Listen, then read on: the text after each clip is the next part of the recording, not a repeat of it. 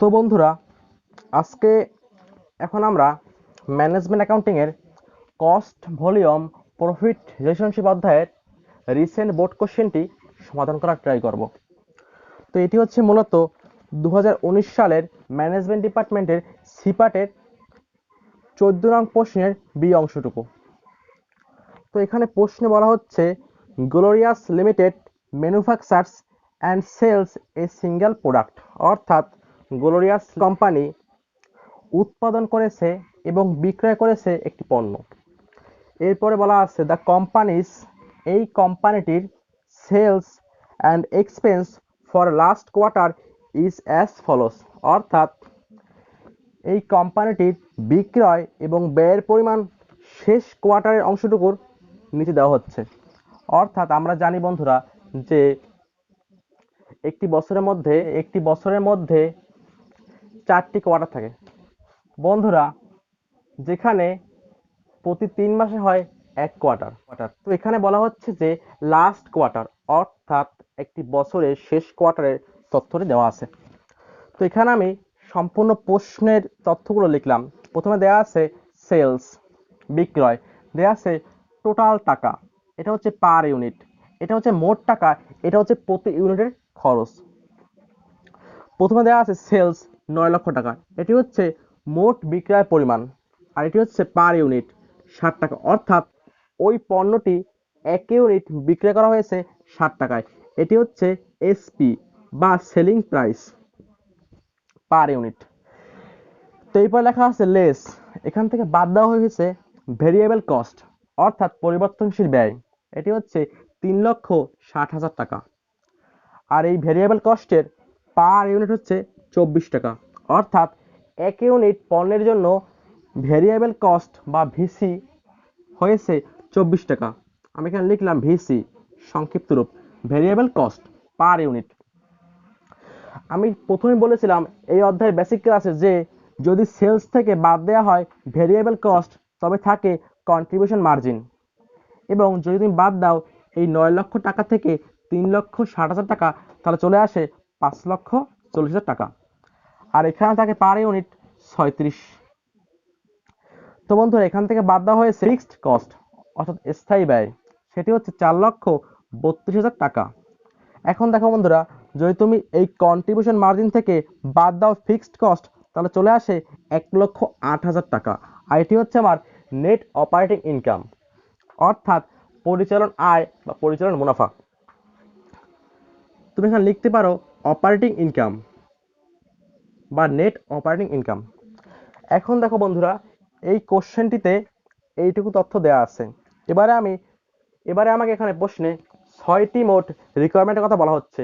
প্রথম বলা হচ্ছে হোয়াট ইজ কোম্পানির সিএম রেশিও, অর্থাৎ এই কোম্পানির সিএম রেশিওর পরিমাণ কত।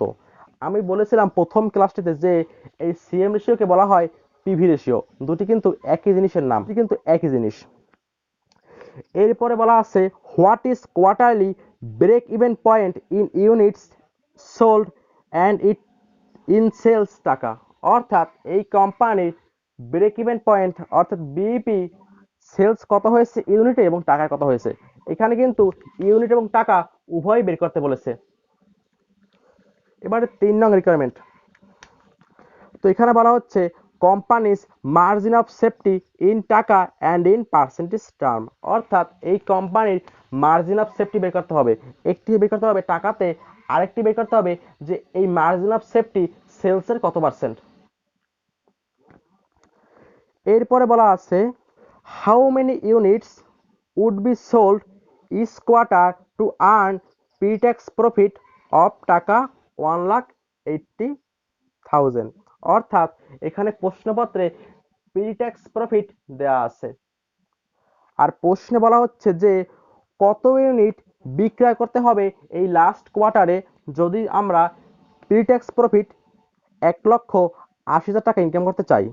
দেখো বন্ধুরা, এই 4 নং কিন্তু বলা হচ্ছে যে আমাকে কত ইউনিট বিক্রয় করতে হবে যদি আমি কাঙ্ক্ষিত মুনাফাটি অর্জন করতে চাই, অর্থাৎ এখানে আমার চেয়েছে রিকোয়ার্ড সেলস এর বের করতে। আমি এখানে লিখলাম রিকোয়ার্ড সেলস, এখানে আমাকে এটি বের করতে হবে। তো বন্ধুরা এরপরে 5 নঙে বলা হচ্ছে if company can sell only 15,000 units but wanted to earn a pretax profit of টাকা 1,80,000 then what would be the selling price per unit. তো বন্ধু এখানে বের করতে বলা হচ্ছে সেলিং প্রাইস।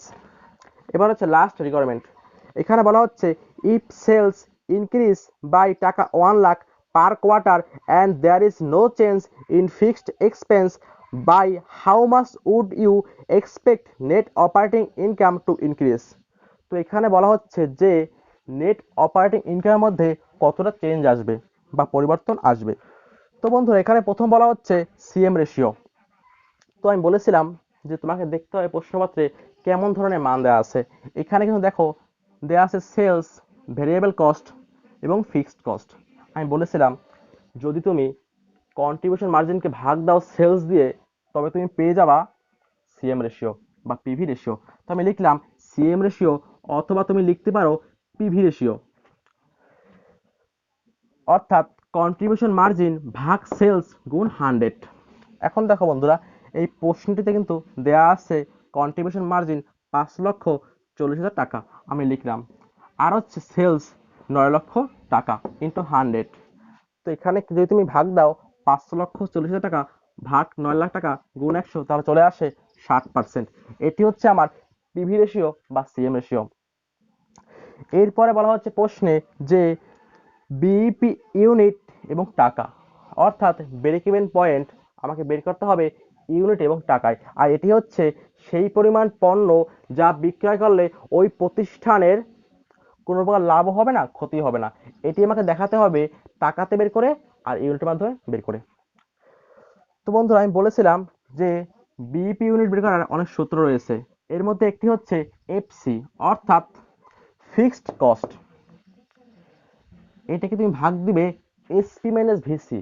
যদি প্রশ্নপত্রে দেখো এফসি দেওয়া আছে, অর্থাৎ যদি প্রশ্নপত্রে ফিক্সড কস্ট দেয়া থাকে এবং দেয়া থাকে এসপি অর্থাৎ সেলিং প্রাইস, আরও যদি থাকে ভিসি অর্থাৎ ভেরিয়েবল কস্ট, তখন তুমি এই সূত্রটি প্রয়োগ করবে। আমি এটি বিস্তারিত আলোচনা করেছিলাম বেসিক ক্লাসটিতে, যারা দেখোনি তারা অবশ্যই আমাদের ডিসক্রিপশন থেকে সেই লিঙ্কটি নিয়ে দেখে আসতে পারো। তো আমি লিখলাম FC divided by SP minus VC. এখন দেখো বন্ধুরা এখানে দেওয়া আছে এফসি বা ফিক্সড কস্ট 4,32,000 টাকা, আর আছে এসপি অর্থাৎ সেলিং প্রাইস পার ইউনিট 60 টাকা, আর ভিসি অর্থাৎ ভেরিয়েবল কস্ট পার ইউনিট।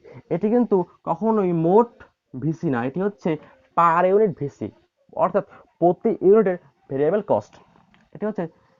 তো দেখো বন্ধুরা এখানে প্রথমে আছে এসপি 60 টাকা পার ইউনিট, লিখলাম, মাইনাস ভিসি পার ইউনিট এটি হচ্ছে 24 টাকা। এখন দেখো বন্ধুরা উপরে রয়েছে 4,32,000 টাকা, আর নিচে যদি তুমি বিয়োগ করো 60 টাকা থেকে 24 টাকা তাহলে চলে আসে 36 টাকা। দুই ভাগ দিলে চলে আসে 12,000 ইউনিট, এটি হচ্ছে ইউনিট। অর্থাৎ যদি এই কোম্পানিটি 12,000 ইউনিট পণ্য বিক্রয় করতে পারে তবে তার কোনো প্রকার লাভও হবে না, ক্ষতি হবে না। কিন্তু এখানে কিন্তু শুধুমাত্র ইউনিট বের করতে বলেনি, আরও বলছে টাকা বের করতে এর পাশাপাশি। তো আমি লিখলাম বিইপি টাকা। এখন দেখো বন্ধুরা আমি বলেছিলাম প্রথম ক্লাসে যে যদি তুমি ইউনিটকে গুণ করো এসপি বা সেলিং প্রাইস দ্বারা তাহলে তুমি পেয়ে যাবা সেলসের মোট টাকাটি। তো আমি এখানে লিখলাম 12,000 ইউনিট গুণ সেলিং প্রাইস 60 টাকা, তো চলে আসে 7,20,000 টাকা। তো বন্ধুরা এই হচ্ছে আমার দ্বিতীয় রিকোয়ারমেন্ট। এবার হচ্ছে 3 নং রিকোয়ারমেন্ট। এখানে বলা হচ্ছে মার্জিন অফ সেফটি। এটি বের করতে হবে দুইটি উপায়ে, একটি হচ্ছে টাকার মাধ্যমে আরেকটি হচ্ছে পার্সেন্টেজের মাধ্যমে। তো আমি বলেছিলাম যে মার্জিন অফ সেফটির সূত্র হচ্ছে অ্যাকচুয়াল সেলস, অর্থাৎ এই কোম্পানিটিতে এই গ্লোরিয়াস কোম্পানিতে মোট বাস্তবিক বিক্রয় কত টাকা, সেটি হচ্ছে 9 লক্ষ টাকা, অ্যাকচুয়াল সেলস। লিখলাম অ্যাকচুয়াল সেলস। আমি এই অ্যাকচুয়াল সেলস থেকে বাদ দিব বিইপি সেলস। এখন দেখো বন্ধুরা এখানে দিলাম actual sales minus BEP sales. Actual হচ্ছে 9 লক্ষ টাকা, আর এখানে রয়েছে বিইপি সেলস 7 লক্ষ। আমি বের করেছি 2 নং রিকোয়ারমেন্টে বিইপি সেলস 7,20,000 টাকা। এখন দেখো বন্ধুরা যদি আমি বাদ দিই 9 লক্ষ টাকা থেকে 7,20,000 টাকা তাহলে চলে আসে 80,000 টাকা। এটি হচ্ছে আমার মার্জিন অফ সেফটি টাকার মাধ্যমে। তো এখানে বলছে যে পার্সেন্টেজে দেখাতে হবে, যে এই অর্থ হচ্ছে এইটা, যে এই মার্জিন অফ সেফটি অর্থাৎ এই টাকাটি মোট সেলস, এই অ্যাকচুয়াল সেলস বা মোট সেলসের কত পার্সেন্ট। তো এর সূত্র হচ্ছে মার্জিন ইন পার্সেন্টেজ সমান সমান মার্জিন অফ সেফটি ভাগ সেলস গুণ 100। তো আমি এখানে বের করলাম মার্জিন অফ সেফটি 1,80,000 টাকা ভাগ দিলাম মোট সেলস দ্বারা, সেটি হচ্ছে 9 লক্ষ টাকা ইন্টু 100, তাহলে চলে আসে 20%। তো বন্ধুরা এখানে আরেকটি বিষয় আছে, সেটি হচ্ছে যদি কখনো তোমাকে কোনো কিছুর পার্সেন্টেজ বের করতে বলে, তবে যার পার্সেন্টেজ বের করতে বলবে তুমি সেইটাকে ভাগ দিবা সেলস দ্বারা আর গুণ করবে 100 দ্বারা। অর্থাৎ আমাকে দেখতে হবে যে ওই বিষয়টা, মানে যেটি আমাকে প্রশ্নে বের করতে বলা হচ্ছে পার্সেন্টেজ, সেই বিষয়টা সেলসের কত অংশ। অর্থাৎ আমাকে যার পার্সেন্টেজ বের করতে বলবে তুমি সেইটাকে ভাগ দিবে সেলস দ্বারা আর গুণ দিবে 100 দ্বারা, তাহলে তুমি পেয়ে যাবা ওইটার পার্সেন্টেজের পরিমাণ। এখন দেখবো 4 নং রিকোয়ারমেন্ট। তো এখানে বলা হচ্ছে যে how many units would be sold each quarter, অর্থাৎ প্রতি কোয়ার্টারে কত ইউনিট বিক্রয় করতে হবে। টু আর্ন অর্জন করতে এ প্রি ট্যাক্স প্রফিট অর্থাৎ ট্যাক্স পূর্ব মুনাফা অফ টাকা 1,80,000, অর্থাৎ যদি আমি ট্যাক্স দেওয়ার পূর্বে 1,80,000 টাকা মুনাফা অর্জন করতে চাই, তবে আমাকে কত ইউনিট বিক্রয় করতে হবে প্রতি কোয়ার্টারে। তো দেখো বন্ধুরা, এখানে কিন্তু প্রশ্নে বলা হচ্ছে যে আমাকে কত ইউনিট বিক্রয় করতে হবে, অর্থাৎ রিকোয়ার্ড সেলস বা ডিজার্ট সেলস, অর্থাৎ কাঙ্ক্ষিত বিক্রয় পরিমাণ আমাকে এখানে বের করতে হবে। আমি বলেছিলাম বেসিক ক্লাসে যে যদি কাঙ্ক্ষিত বিক্রয় বা ডিজার্ট সেলস অথবা রিকোয়ার্ড সেলস বের করতে বলে, তবে সূত্র হবে এফসি প্লাস রিকোয়ার্ড প্রফিট, অর্থাৎ আমি যতটা প্রফিট ইনকাম করতে চাচ্ছি এটাকে আমি ভাগ দিব সিএম রেশিও বা পিভি রেশিও দ্বারা। এখানে বন্ধুরা আরেকটি কথা কিন্তু আছে, সেটি হচ্ছে প্রি ট্যাক্স অর্থাৎ ট্যাক্স পূর্ব প্রফিট। দেখো বন্ধুরা, প্রফিট থেকে কিন্তু ট্যাক্স বাদ দেওয়া হয়, অর্থাৎ মুনাফা থেকে ট্যাক্স সরকারকে প্রদান করা হয়। কিন্তু এখানে বলছে যে ট্যাক্স দেওয়ার পূর্বে আমি 1,80,000 টাকা প্রফিট চাচ্ছি। তো এই জন্য বন্ধু এখানে কিন্তু এই সূত্রটি হবে। আমি কিন্তু বলেছিলাম বেসিক ক্লাসে যে যদি বলা থাকতো যে ট্যাক্স পরবর্তী অর্থাৎ আফটার ট্যাক্স, যদি এখানে বলা থাকতো যে to earn after tax profit 1,80,000 টাকা, তখন সবই এক থাকতো, শুধুমাত্র এই রিকোয়ার্ড প্রফিটের নিচে আসতো 1 মাইনাস ট্যাক্স রেট যদি বলতো আফটার ট্যাক্স। কিন্তু এখানে বলা হচ্ছে যে প্রি ট্যাক্স অর্থাৎ ট্যাক্সের পূর্বেই আমার কত মুনাফা হবে এই টাকাটি, সুতরাং এখানে আর 1 মাইনাস ট্যাক্স রেট আসবে না। এখন দেখো বন্ধুরা, আমি লিখলাম এফসি অর্থাৎ ফিক্সড কস্ট 4,32,000 টাকা, এটা কোনো চেঞ্জ হবে না, কারণ স্থায়ী ব্যয় সবসময় এক থাকে। তুমি যদি পণ্য 1,000 ইউনিট উৎপাদন করো তখনও যা হবে স্থায়ী ব্যয়, আর তুমি যদি তার থেকে বেশি পণ্য উৎপাদন করো তখনও একই হবে ফিক্সড কস্ট, নো চেঞ্জ। সাথে যোগ করব রিকোয়ার্ড প্রফিট, অর্থাৎ আমি কত টাকা বা কোম্পানি কত টাকা প্রফিট করতে চাই, সেটি হচ্ছে 1,80,000 টাকা ভাগ দিব সিএম রেশিও দ্বারা, যা আমি বের করেছিলাম 1 নং রিকোয়ারমেন্টে, সেটি ছিল 60%, আর 60%কে ভাঙালে চলে আসে 0.60, দিলাম 0.60। এখন দেখো বন্ধুরা, 4,32,000 টাকা সাথে যোগ করবো 1,80,000 টাকা, তাহলে চলে আসে 6,12,000 টাকা ভাগ 0.60, তাহলে চলে আসে 10,20,000 টাকা। অর্থাৎ যদি এই glorious manufacturing company pre tax profit অর্থাৎ ট্যাক্স পরবর্তী প্রফিট মুনাফা অর্জন করতে চায় 1,80,000 টাকা, তবে তাকে 10,20,000 টাকা বিক্রয় করতে হবে। কিন্তু এখানে আরেকটি বিষয় আছে, সেটি হচ্ছে প্রশ্নে বলা হচ্ছে যে how many units would be sold, অর্থাৎ এখানে কিন্তু মোট টাকা কথা বলেনি, এখানে বলেছে যে কত ইউনিট তাকে বিক্রি করতে হবে, আর আমি এখানে পেয়ে গেলাম মোট টাকাটি। এখন দেখো বন্ধুরা, যদি আমি এই মোট টাকাটিকে ভাগ দিই এসপি বা সেলিং প্রাইস পার ইউনিট দ্বারা, তাহলে আমি পেয়ে যাব ইউনিটটি। আমি লিখলাম রিকোয়ার্ড সেলস ইউনিট এখানে মোট বিক্রয়ের টাকা হচ্ছে 10,20,000 টাকা। এটাকে আমি ভাগ দিব সেলিং প্রাইস দ্বারা, অর্থাৎ 60 টাকা সেলিং প্রাইস, তাহলে চলে আসে 17,000 ইউনিটস। তো বন্ধু, এই হচ্ছে আমার কাঙ্ক্ষিত ফলাফল। অর্থাৎ আমি এখানে যে কাজটি করলাম সেটি হচ্ছে আমি মোট টাকাটিকে ভাগ দিলাম সেলিং প্রাইস দ্বারা। তো বন্ধুরা, এখন আমি দেখব 5 নং, if company can sell only 15,000 unit. অর্থাৎ যদি কোম্পানিটি শুধুমাত্র 15,000 ইউনিট পণ্য বিক্রয় করে, but wanted to earn a pretax profit of টাকা 1,80,000।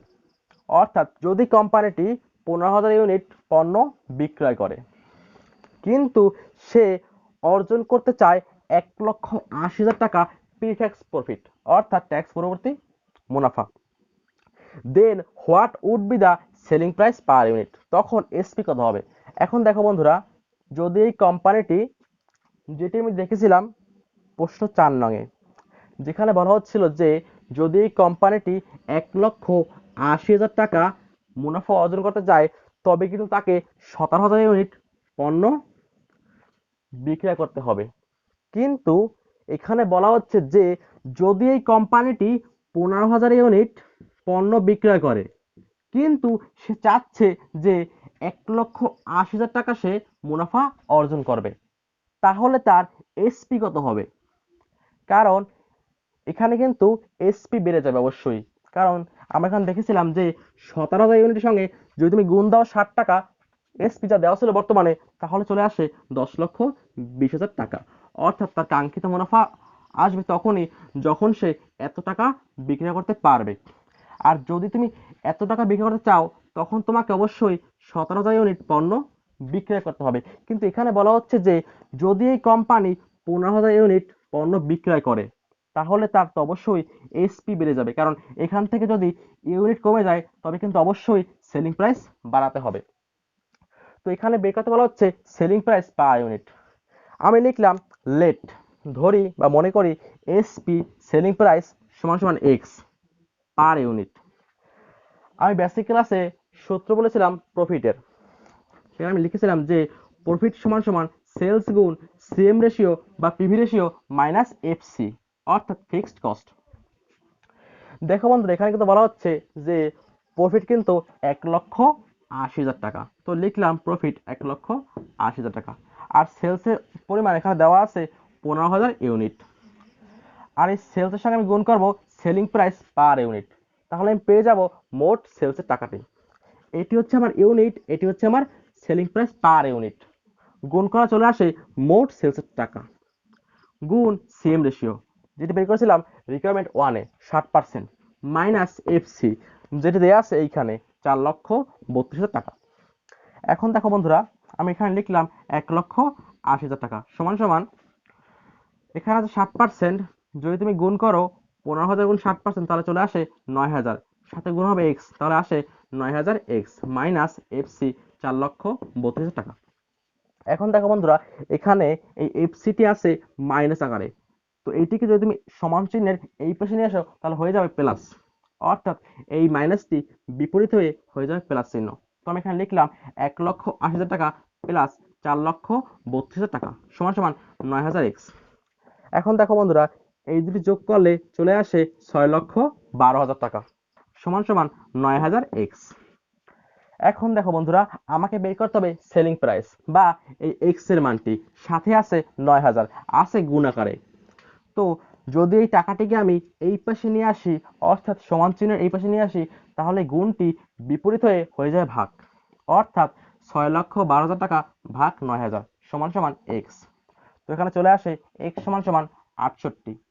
এটি হচ্ছে আমার সেলিং প্রাইস পার ইউনিট। যদি সে 15,000 ইউনিট পণ্য বিক্রয় করে এবং সে একই পরিমাণ মুনাফা চায় যা সে চেয়েছিল 17,000 ইউনিট পণ্য বিক্রয়ের সময়, তখন তাকে প্রতি ইউনিট পণ্য বিক্রয় করতে হবে 68 টাকায়, অর্থাৎ আগের তুলনায় 8 টাকা বেশিতে।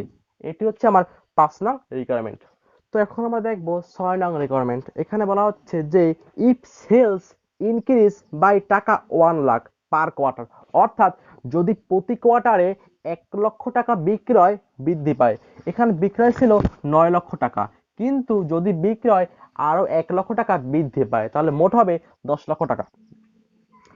তো এবার বলা হচ্ছে and there is no change in fixed expense, অর্থাৎ যদিও তার বিক্রয় 1 লক্ষ টাকা বৃদ্ধি পেয়েছে কিন্তু স্থায়ী খরচ অর্থাৎ ফিক্সড কস্টে কোনো প্রকার চেঞ্জ হবে না। তারপরে বলা হচ্ছে যে by how much would you expect net operating income to increase, অর্থাৎ খুব সহজে বলতে গেলে যদি তার বিক্রয় 1 লক্ষ টাকা বৃদ্ধি পায় কিন্তু স্থায়ী খরচ কোনো প্রকার বৃদ্ধি ঘটবে না, তাহলে তার নেট অপারেটিং ইনকামে কতটা পরিবর্তন আসবে বা বৃদ্ধি হবে।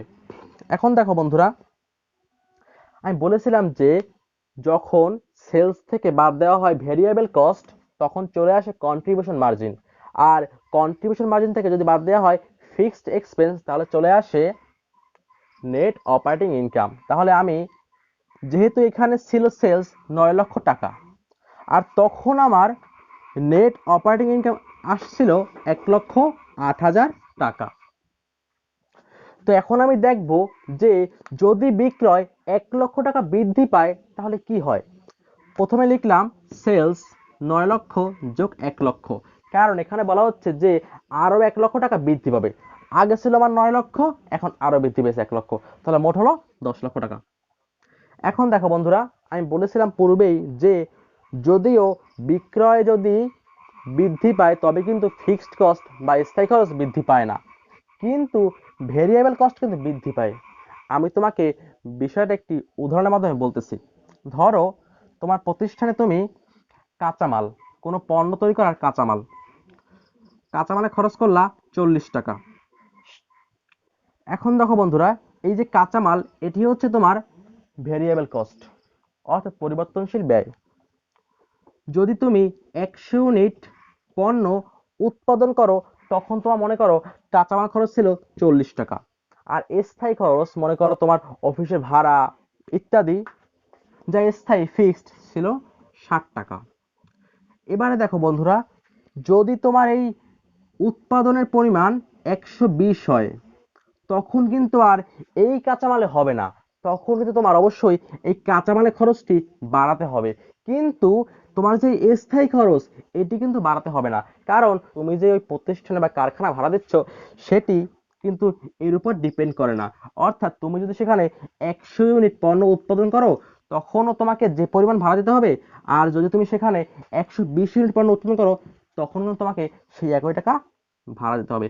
এখান থেকে এটি বলা যায় যে ভেরিয়েবল কস্ট অর্থাৎ পরিবর্তনশীল ব্যয় কিন্তু যদি সেলসের পরিমাণ বেড়ে যায় তাহলে কিন্তু এই ভিসি বা ভেরিয়েবল কস্ট কিন্তু বেড়ে যায়, কিন্তু এই যে এফসি বা ফিক্সড কস্ট তা কিন্তু বেড়ে যায় না। তো দেখো বন্ধুরা, এখানে ছিল 3,60,000 টাকা ভেরিয়েবল কস্ট যখন আমি বিক্রয় করেছিলাম 9 লক্ষ ইউনিট। এখন আমাকে দেখতে হবে যে 10 লক্ষ টাকা বিক্রয় করলে কতটা আসে ভেরিয়েবল কস্ট। আমি লিখলাম যে 9 লক্ষ টাকায় যদি ভেরিয়েবল কস্ট হয় 3,60,000 টাকা, অতএব 1 টাকায় ভেরিয়েবল কস্ট হয় 3,60,000 ভাগ 9 লাখ, অতএব 10 লক্ষ টাকায় ভেরিয়েবল কস্ট হয় 3,60,000 ভাগ 9 লাখ গুণ 10 লক্ষ, তাহলে চলে আসে 4 লক্ষ টাকা লিখলাম। এখন দেখো বন্ধুরা, এই বিক্রয় হচ্ছে 10 লক্ষ টাকা, এখান থেকে বাদ দেব 4 লক্ষ টাকা ভেরিয়েবল কস্ট, তাহলে চলে আসে 6 লক্ষ টাকা। এটি হচ্ছে আমার কন্ট্রিবিউশন মার্জিন অথবা দত্তাংশ। এখান থেকে আমি বাদ দিব ফিক্সড কস্ট, আর বলেছি যে সেলস বাড়ুক বা উৎপাদন বাড়ুক তাতে কিন্তু ফিক্সড কস্ট বা স্থায়ী ব্যয়ের উপর কোনো প্রকার ইম্প্যাক্ট বা প্রভাব পড়ে না। তো আমি এখানে লিখলাম ফিক্সড কস্ট 4,32,000 টাকা যা আগে আমার ছিল, তাহলে চলে আসে 1,68,000 টাকা। তো বন্ধুরা, এটি হচ্ছে আমার নেট অপারেটিং ইনকাম।